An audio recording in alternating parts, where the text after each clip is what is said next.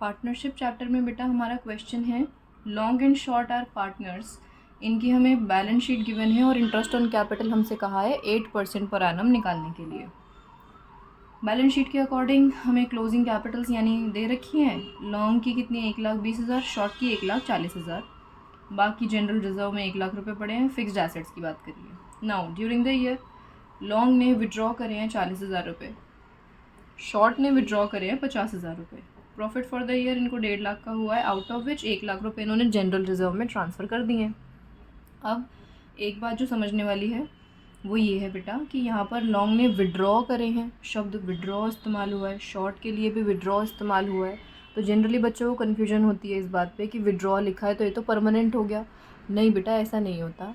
Withdrawal और drawing शब्द दोनों एक दूसरे के लिए इस्तेमाल किए जा सकते हैं।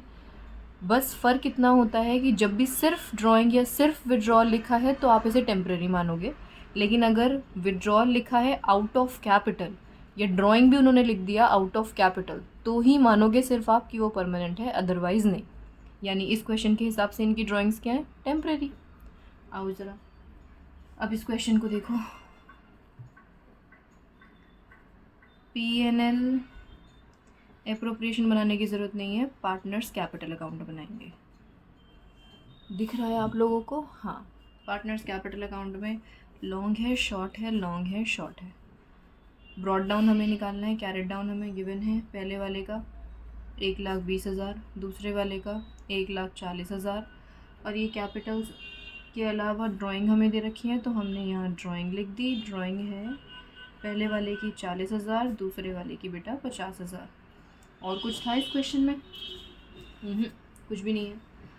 एक बात है मैम, इस वाले क्वेश्चन में ना इन्होंने जो प्रॉफिट बताया है हमें, क्या वो हमें यहाँ लिखना है? हाँ बिल्कुल लिखना है। अब आपको कैसे पता चलेगा कि प्रॉफिट कब लिखना होता है और कब नहीं? तो जब भी वो आपको इंडिकेशन दें इस बात का कि प्रॉफिट कहीं यूज़ हुआ है या प्रॉफिट इज़ डिस्ट्रीब्यूटेड, तो आप मानोगे कि प्रॉफिट जो है वो डिस्ट्रीब्यूट करना है, यानी यहाँ पे दिखाना पड़ेगा आपको। जैसे इस क्वेश्चन में उन्होंने बोला 1.5 लाख का प्रॉफिट था, लेकिन उसमें से 1 लाख उन्होंने ट्रांसफ़र करे जनरल रिजर्व में, यानी P&L एप्रोप्रिएशन की चर्चा तो हुई होगी। क्योंकि आप ये बात याद रखो कि P&L एप्रोप्रिएशन में जनरल रिजर्व तो आता है ना, तो इसका मतलब 1.5 में से 1 लाख जनरल रिजर्व में चले गए, जो आपको देखो बैलेंस शीट में भी दिख रहे हैं।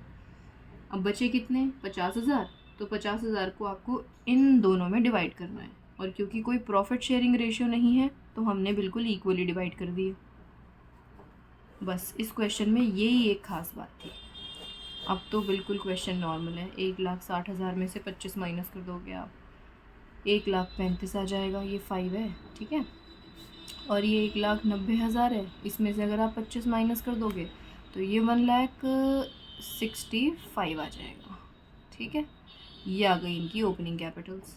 अब 8% इंटरेस्ट निकालना वैसे तो कोई बड़ी बात है नहीं, लेकिन फिर भी चलो मैं आपके लिए निकाल देती हूँ। इंटरेस्ट ऑन कैपिटल अगर मैं लॉन्ग की बात करूँ तो वो 1,35,000 पर निकलेगा 8%, और अगर मैं शॉर्ट की बात करूँ तो वो 1,65,000 पर निकलेगा 8%।